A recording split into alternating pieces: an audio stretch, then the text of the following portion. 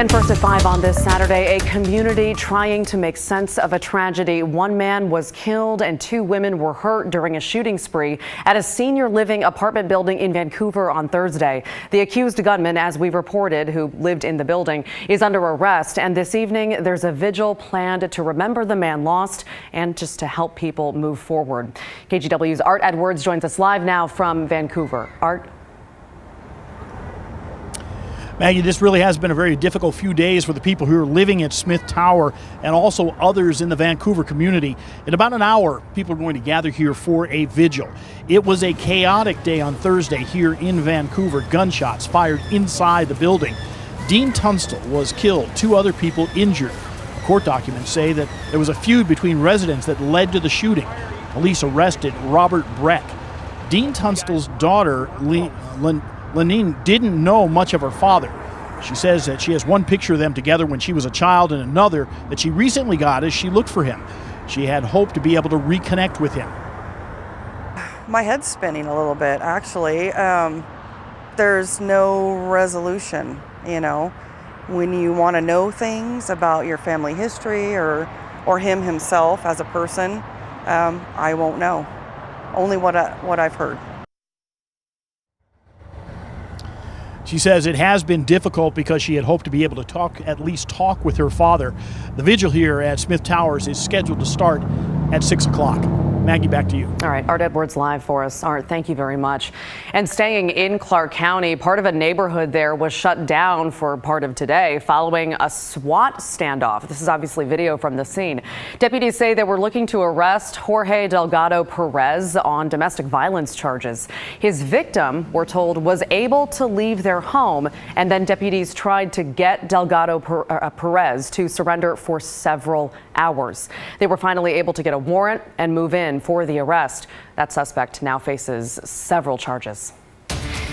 And new at 5, a pivotal arrest at PDX. Late last night, U.S. Marshals were reportedly at the airport ready and waiting to apprehend this man right there. His name is Tosi Tiny Tosi, and he's a member of the alt-right groups the Proud Boys and Patriot Prayer. Tosi made a name for himself fighting, in videos like that one, at Portland's political protests, and he's been on the run since February when a grand jury indicted him on felony assault charges. Here's more on that story. An alt-right activist who earned his notoriety via violent clashes with left-wing protesters is back in Portland to face criminal charges tonight. This after fleeing the area and spending months in his home, American Samoa. We first met Tosi Tiny Tosi at one of Portland's many political protests. In June of 2018, he told us this. I made a promise to my family, my Patriot family, that I will come back and take a stand with them. Cut to later that summer and a random encounter on a busy street in broad daylight. Tim Ledwith said Tosi and another far-right activist, Donovan Flippo, were driving through Northeast Portland yelling things like, "Build the wall." Ledwith said he waved them off, and the two zeroed in. And then all of a sudden, I'm punched in the face. That prompted a grand jury back in February to indict both Tosi and Flippo on multiple counts of assault. These people are dangerous, and I think that any sort of stop to that, I'm fully in support of. Flippo faced a judge and reached a plea deal, but authorities confirmed Tosi fled. He even posted photos of himself smiling on social media, vowing he would be back to face the charges.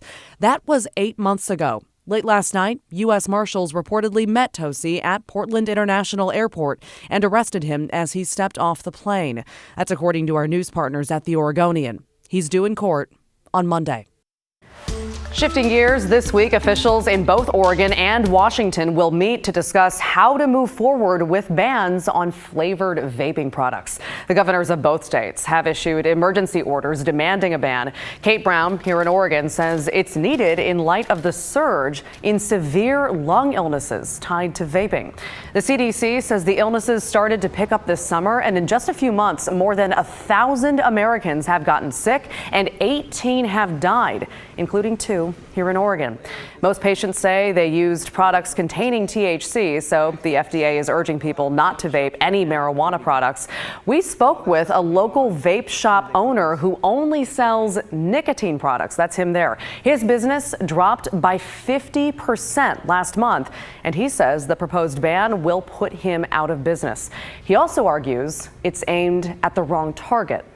If something's been on the market all this time, no outbreaks of any illnesses, and then all of a sudden something comes up, I want to know what that is so I can stay away from it and keep my kids away from it and keep my parents away from it for that matter. Like, I want everyone to stay away from what's going to actually hurt them. On Twitter, Governor Brown wrote that in addition to concerns about vaping-related illness, the ban will keep flavored products away from teens. A recent study shows e-cigarette use among teens has doubled within the past 2 years, with more than a quarter of high school seniors and 20% of sophomores saying they had vaped within the past month. Well, you are not alone. That's the message hundreds of people brought to Portland today for the Out of the Darkness Walk. More than 3,000 people actually gathered at Veterans Memorial Coliseum and walked down to the Hawthorne Bridge and back. Put on by the American Foundation for Suicide Prevention, the event raises awareness and money to invest in research, education, and support for those who have lost loved ones to suicide. You matter, we all matter, and if we come along, we can do this prevention together, and there is hope. Today's Portland event raised, get this, more than $220,000. It's estimated that more than 250,000 people will take part in Out of the Darkness walks across the country. And if you or someone you know is struggling with thoughts of suicide, we want to make sure you know about this resource. The Suicide Prevention Hotline is available 24/7, and that number is the one to call. It's 1-800-273-8255. Well, driving, of course, can be stressful. So you can probably imagine that driving with a cop in the passenger seat might make you, a little tense.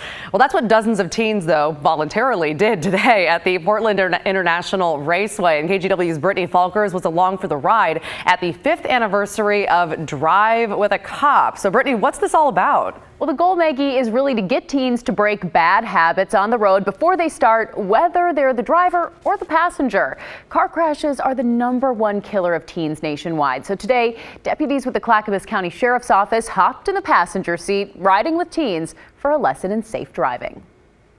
17-year-old Emily Butts is a new driver, so she's not used to having many passengers in her car. Yeah, keeping your eyes up. Especially not a Clackamas County Sheriff's deputy. Yeah, I see him in the mirror. Okay. I'm too short. She's one of about 70 local teens who got behind the wheel Saturday at the Portland International Raceway for Drive with a Cop. Hopefully, we're giving them some tools to walk away from here and be a better driver out there, and also understand how dangerous it is to be in a vehicle when you're not paying attention. Teens teamed up with deputies to get a lesson on the rules of the road. The whole goal is to avoid hitting the cones, okay? Yeah. From distracted driving. Oh my gosh, I'm surprised I haven't hit a cone yet, actually. To decision making. And when I say that, I just want you to put on the brakes. Like hard? Yep. Teens stopped at different stations, focused on everything from how to change a tire to impaired driving with beer goggles. Yeah, like I can barely walk. Then, what they call a hot lap in a squad car around the track. Even a joyride with a deputy is a teachable moment. So even at higher speeds, it's just more important that I look a little bit further ahead, right? But this fun, hands-on learning comes with a side of reality. This event began 5 years ago from tragedy after a rash of deadly crashes in West Lynn involving teenagers. One of those teens was Carrie Higgins' daughter, Maddie. She was killed in a crash in 2014. What I learned is that it's the behaviors in cars that are killing kids, not the cars themselves.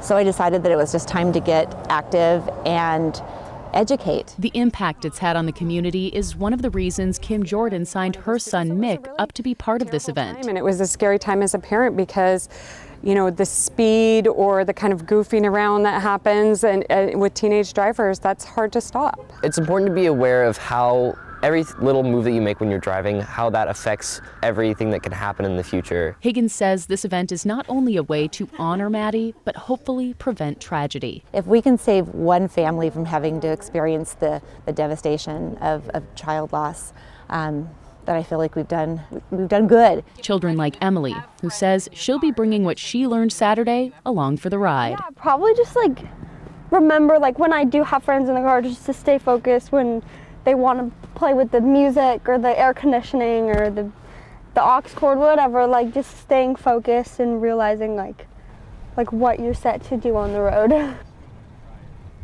And this wasn't just for the kids. Parents also learned about what they can do to keep their teens safe. And it really starts with having a real conversation with your kids and setting expectations to avoid distractions, whether they're driving or in the passenger seat. And honestly, Maggie, even seasoned drivers such as myself could learn a thing or two from this event, because really, once you get comfortable with driving, it's easier to make those slip-ups too. 100%. Yeah, we all could. And kudos to those kids for doing that. And like I said, letting you film them while they did it, because that's extra nerve-wracking. Thank you, kiddos. Absolutely. Brittany, thanks so much. Well, come